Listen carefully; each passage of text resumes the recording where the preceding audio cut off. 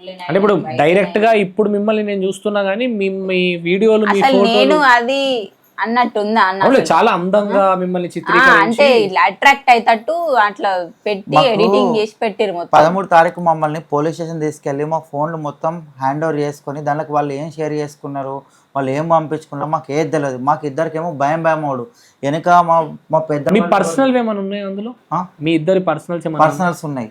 Personals ఉన్నాయి. మేము బాంబే వెళ్ళినాం, ముంబై వెళ్ళినప్పుడు కొన్ని మంచి మంచి డ్రెస్సులు వేసుకొని ఫొటోస్ దిగినాయి. అయ్యోటి అన్ని పర్సనల్గా ఉన్నాయి. మమ్మల్ని కమిషనర్ ఆఫీస్ సిపి సార్ దగ్గర కూడా తీసుకుపోయినారు. ఏడ్చుకుంటూ మాట్లాడినాం, సార్ మేము ఏ తప్పు చేయలేదు, మేము ఏ తప్పు చేయలేదు అని కూడా సార్ కూడా బాగా రిక్వెస్ట్ చేసాం. ఏసీపీ వచ్చిండు, సిఐ మన సిఐ ఉన్నాడు, అందరు ఉన్నారు. అందరు కూడా నేను ఇప్పుడు ఇక్కడ నీతో ఏం చెప్పాను, నేను ఇల్లు ఎట్లా కొన్నానో కార్ ఎట్లా కొన్నానో వాళ్ళతో కూడా అదే చెప్పిన. కానీ ఈ ఇన్స్టాగ్రామ్ ఈ ట్రోలింగ్ వీడియోస్ నేను అడిగేది, నేను ఇప్పుడు నాకు సిఐ మాకు హెల్ప్ చేసిండు, ఏసీపీ సార్ హెల్ప్ చేసిండు, కమిషనర్ సార్ కూడా మాకు అందరు హెల్ప్ చేసిండు. ఈ ట్రోలింగ్ వీడియోస్తో ఇప్పుడు వీళ్ళందరూ చేసిన ఘనకారానికి మేము బయట పబ్లిక్లో నాకు పని ఇవ్వడు ఇయ్యాడు. రేపు పొద్దుగాలు అయితే మా పిల్లలు స్కూల్ కోరాకుండా అయిపోయింది. నేను మా అపార్ట్మెంట్లో నేను అపార్ట్మెంట్కి 20 ఫ్లాట్లకు నన్ను ప్రెసిడెంట్ చేసిండు, నాకు నమ్మకం పెట్టి. ఇప్పుడు అపార్ట్మెంట్కి అపార్ట్మెంట్కి నేను బోరాకుండా అయిపోయింది.